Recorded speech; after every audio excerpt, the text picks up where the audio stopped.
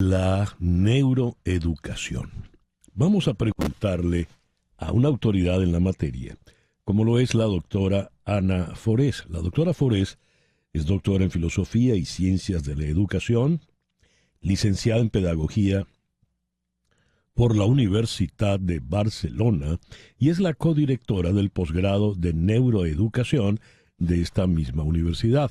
Vamos entonces hasta la ciudad de Barcelona, la Mediterránea, porque en Venezuela tenemos una, pero es una Barcelona caribeña. Vamos a Barcelona, donde está la doctora Forés. Ana, muy buenos días, muy buenas tardes por allá. Muchísimas gracias por atendernos hoy. Igualmente, es un placer acompañarles en este día de hoy. ¿Qué es neuroeducación? Pues mira, la neuroeducación nace justamente, ¿no?, de saber cómo funciona el cerebro y cómo aplicarlo en el ámbito educativo. ¿Y cómo funciona el cerebro? Ah, bueno, del cerebro aún sabemos poquito, ¿eh? Sabemos poquitas Ujú. cosas porque aún estamos descubriendo muchas cosas y falta mucha más investigación. Pero sí que hay cosas que empezamos a saber. Y sobre todo lo que nos están diciendo es por qué, ¿no? Hay cosas que hacíamos en educación y funcionan, o por qué hay cosas que hacíamos en educación y que no funcionan. ¿Cuáles hemos hecho que no funcionan? Pues mira, hay muchas cositas, ¿no? Por Ajá, ejemplo, aquello de que la letra con sangre entra, ajá, pues sabemos ya que, que no bueno, entró. claro, bueno, de entrar puede entrar, pero hay otras maneras mucho más fáciles de aprender que no sea por, Ya. por sangre, vaya. ¿Y qué sabemos de ese cerebro a la hora de aprender? Porque de eso Mira, se trata. sí, claro. Sabemos que biológicamente los seres humanos estamos hechos para aprender. Ujú. O sea, aprender para nuestro cerebro es muy fácil. ¿Sí? Biológicamente, ¿aprender qué es? Pues establecer conexiones, ¿no? Que las neuronas se conecten las unas con las otras. Por tanto, es muy importante conectar los conocimientos nuevos con lo que ya sabemos. Y eso es un ejercicio que a veces no lo hacemos muy consciente a la hora de aprender, que es esa interconexión entre lo nuevo y lo que ya sabemos. O sea, antes de intentar aprender algo nuevo, tenemos que saber relacionarlo con lo que ya sabíamos, o que pueda encajar, ¿no?, en esas conexiones. Eso me recuerda a una vieja definición de inteligencia, que era Mm. la capacidad de unir, de hilvanar ideas dispersas para lograr una tercera idea, ¿verdad?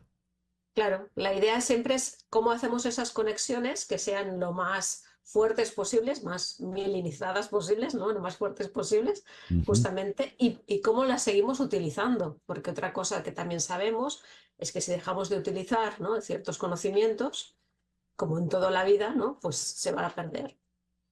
A ver, ¿qué es resiliencia generativa? Mm. Muy bien. Mira, la resiliencia normalmente se empezó a estudiar, ¿no?, como esa capacidad que tenemos los seres humanos, ¿no?, de delante de una adversidad salir fortalecido. Ya. Pero muchas veces nos acordamos de la resiliencia cuando nos pasan cosas, ¿no? Por ejemplo, en la pandemia, ¿no?, se habló mucho de resiliencia porque estábamos metidos en ese ojo del Ujú, huracán, ¿no? O cuando se vive un huracán, se habla de resiliencia ujú. porque estamos metidos en eso, ¿no? Pero la resiliencia generativa lo que te dice es, no tienes que esperar estar en la adversidad para trabajar la resiliencia, sino que la has de trabajar mucho, mucho, mucho, mucho, mucho antes. ¿Y cómo la trabajo? ¿Cómo me preparo si no tengo Claro, la necesidad? Porque pareciera claro, que solo, solo reaccionamos claro, cuando, como decía cuando que pasan cosas. exactamente.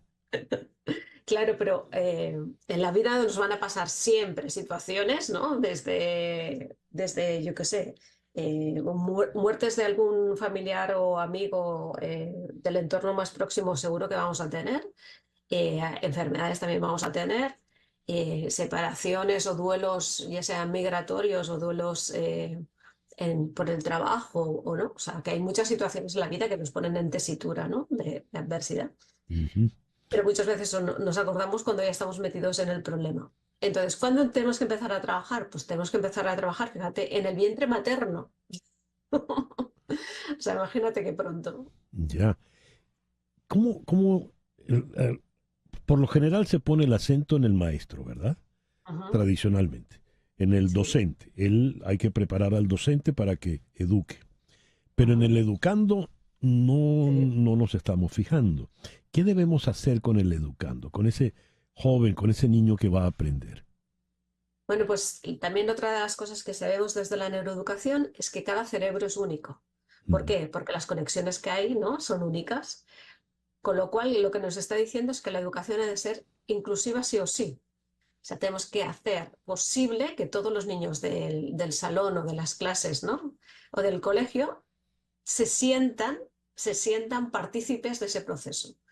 Por tanto, vamos a intentar, ¿no? Diseñar propuestas educativas teniendo en cuenta la diversidad que vamos a tener en el aula, justamente para dar a cada niño, a cada niña, a cada chico, a cada chica, lo que necesita para poder aprender mejor. ¿Podrías darnos algún ejemplo, Ana? Sí, hay infinidad, ¿no? Desde teniendo en cuenta esa diversidad, cuando diseñamos, no solamente, o sea, el sistema educativo tal como se diseñó hace 100 años o ciento y poco años, ¿no? Ujú, La prioridad en aquel momento era dar mucha información a muchos niños, ¿sí? Era un sistema pues más tipo fábrica para entendernos, ¿no? ya. Entonces lo que se intentó es buscar la media, ¿no? La media, pues un niño a los 7 años debe de, ¿no? Una niña a los 6 años debe de, ¿no? Ujú, Pero no se tuvo en cuenta, si fuera una campana de Gauss, ¿no? No se tuvo en cuenta en los extremos. Lo que estamos ujú, diciendo ahora es, cada niño es diferente, cada niña es diferente, por tanto, cuando diseñemos tenemos que diseñar para todos, ¿sí? Entonces, cuando yo diseño para todos, no para la norma, sino para todos, tengo que ser un poco más creativo, ¿sí? ujú. Entonces, vamos a hacerlo, pues, interniveles, que se puedan colaborar entre ellos, ¿no? Que puedan compartir diferentes estrategias, personalizando más el aprendizaje que no individualizando. Bueno, hay diferentes propuestas justamente que ya se están haciendo, ¿eh? A ver, la idea era mucha información para muchos. Ujú. Si me pongo más agudo, entonces le ¿Eh? voy a dar menos información. ¿Cómo la discrimino? No, o sea, claro que estamos en un mundo de mucha información, Ajá, estamos infoxicados, ¿no? Tenemos ya. demasiada información. El problema es saber si esa información es verídica o no. Ujú, Entonces, vamos a trabajar más con los chicos, justamente a tener más espíritu crítico y a saber discernir lo que es verdad de lo que no es verdad. Y más en este tiempo, ¿no? Con la inteligencia artificial, que se pueden construir diferentes verdades, ujú. ¿no? Pues vamos a hacerles hábiles justamente en discernir la realidad de lo que no es verdad. Es como enseñarles a pensar. Más, sí, sí, es aprender aprender, ¿no? Y aprender a pensar, sí, sí. Muy bien. ¿Qué son los neuromitos? Los neuromitos son aquellas creencias que teníamos los maestros, porque la ciencia avanza así, ¿no? O sea, te explican una cosa tal como está en ese momento, pero entonces Ujú, viene una investigación que te viene a corroborar o a decir que no es bien así, sino que es ujú. de otra manera, ¿no? Entonces los neuromitos son esas creencias que teníamos en educación, pero que ahora con más investigación, ¿no? Y con más descubrimiento de cómo funciona el cerebro, podemos ver si en verdad es así o no es así. Entonces vamos a desmitificar algunas creencias que teníamos. Como, por ejemplo. Pues el típico de si solo utilizamos el 10% del cerebro, si Ujú, tenemos el hemisferio derecho tiene unas competencias muy diferentes al hemisferio izquierdo, si somos más visuales, auditivos o kinestésicos, si, bueno, eso, si la letra con sangre entra, ajá. eh, miles hay. Y ya no usamos el 10% del cerebro, entonces. Eh, Esperemos que no, que utilicemos mucho más, claro. Claro, es que muchas veces, claro, los estudios cuando se hacían hace un tiempo, claro, no podían ver realmente qué estaba pasando en el cerebro porque no había la tecnología. Se hacía o con animales y se hacía una transferencia con personas que ya estaban muertas. Entonces, la tecnología nos ha permitido saber realmente cuando estamos aprendiendo qué está pasando en nuestro cerebro. Ujú. A ver, ¿y qué sabemos del cerebro hoy por hoy? Pues sabemos que eso, que el cerebro es plástico, por ejemplo, que también es una cosa que nos sorprende, ¿no? O Ujú, sea, hace un, que 15 años, 20 años, ¿no? Yo qué sé, tú tenías algún tipo de lesión, ¿no? En el cerebro y tú sabías que si te extirpaban esa zona, pues la función que estaba asignada a esa zona la ibas a perder, ¿sí? Ujú. Y los médicos te decían, no, no hay nada que hacer, o sea, pues Sí. lo que te extirpo se va la función. Hoy en día no siempre se puede, ¿eh? Pero hoy en día hay algunas funciones que se pueden clonar en otras partes del cerebro y era impensable hace 20 años, impensable, o sea, impensable. Con lo cual vemos, ¿no? Esa gran capacidad plástica de nuestro cerebro, justamente, ¿no? No solamente para cosas tan extraordinarias como estas, ¿no? Sino para creencias, ¿no? Cuando los chicos o las chicas se creen, yo soy así, ¿no? Como si no hubiera Ujú. margen de maniobra. Y cómo los puedes hacer ver, ¿no? Que, bueno, tú has sido así hasta ahora, pero eso no significa que no puedas cambiar. Y aquello de que el hemisferio izquierdo es para una cosa y el derecho es para Claro. otra, ya no. No, porque justamente nuestro cerebro es mucho más holístico, ¿no? Y Ujú. funciona más en red para entendernos. Y por tanto, hay una conexión entre hemisferios. Evidentemente, cada parte del cerebro tiene unas funciones, pero para nosotros ejecutar, cuantas más funciones pongamos en relación y en acción, mucho más competitivos o más eficientes seremos. A ver, una de las claves está en aprender a leer. Ujú, Y leer va mucho más allá del hecho mecánico de aprender las letras y saber eso es. que forman palabras y que las palabras Sí. significan algunas cosas. ¿Qué rol Ujú. juega la imaginación en esto, Ana? Mira, el cerebro justamente bueno, el cerebro, le digo decir de los humanos, pero es igual de cualquier animal, el cerebro no está hecho para leer, igual que está hecho para hablar, ¿no? No está Mm, hecho para leer. Entonces, ¿qué hace nuestro cerebro? Reciclar ciertas partes del cerebro que tienen otras funciones y las utiliza para poder leer, ¿sí? Entonces, si a un niño tú le estás obligando a leer antes de que esté maduro su cerebro, ¿no? ujú, Antes de no tener suficiente vocabulario y antes de no haber hablado mucho, es una obra como titánica, es un sobreesfuerzo que hará que después los niños ya no quieran leer en su vida, porque les genera mm, mucha frustración porque no pueden, claro. simplemente no pueden. Entonces, si tú quieres que un niño lea, primero léele tú, Ujú, ¿no? Que ahí entraba la imaginación que ibas a decir tú, sí. pero sobre todo que ellos hayan hablado antes. O sea, tenemos que dejar espacio para que los niños hablen en casa y en el aula. Y para poder hablar yo necesito vocabulario.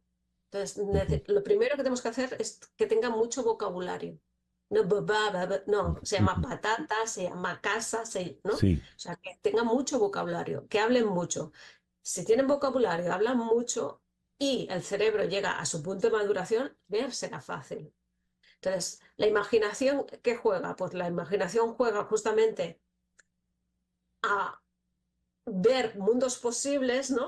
E intentar trabajar esa creatividad que me estará ayudando después también para la comprensión lectora, bueno, que es mucho más complejo que todo eso. Lamentablemente el tiempo corrió hoy más rápido que de costumbre.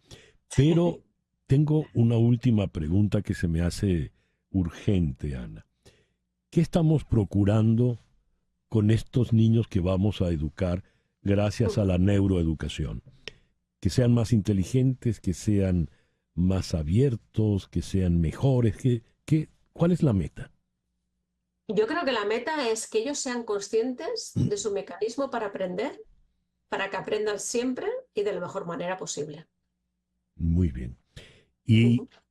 se implementará estos conceptos de la neuroeducación de manera formal, como tenemos una educación ya formal establecida Mm. desde hace décadas? Hay países que ya lo están incorporando en la formación de los maestros, lo están incorporando en las diferentes escuelas ya, ¿no? O sea que sí, Ujú, sí. Pero poco a poco, poco a poco. poco a poco. Ana ha sido muy, muy gentil en la mañana de hoy con nosotros. Muchísimas gracias. A vosotros, un placer. Ana Forés, doctora en Filosofía y Ciencias de la Educación, y es la codirectora del posgrado de Neuroeducación de la Universidad de Barcelona, desde donde nos habló. El reloj indica en este momento 10:22 de la mañana. Hacemos una pausa y al regreso vamos a Moscú para conocer las últimas del señor Putin. Esto es En Conexión por Éxito 107.1 FM en Miami. En un momento regresamos con César Miguel Rondón en Conexión por Éxitos 107.1 FM.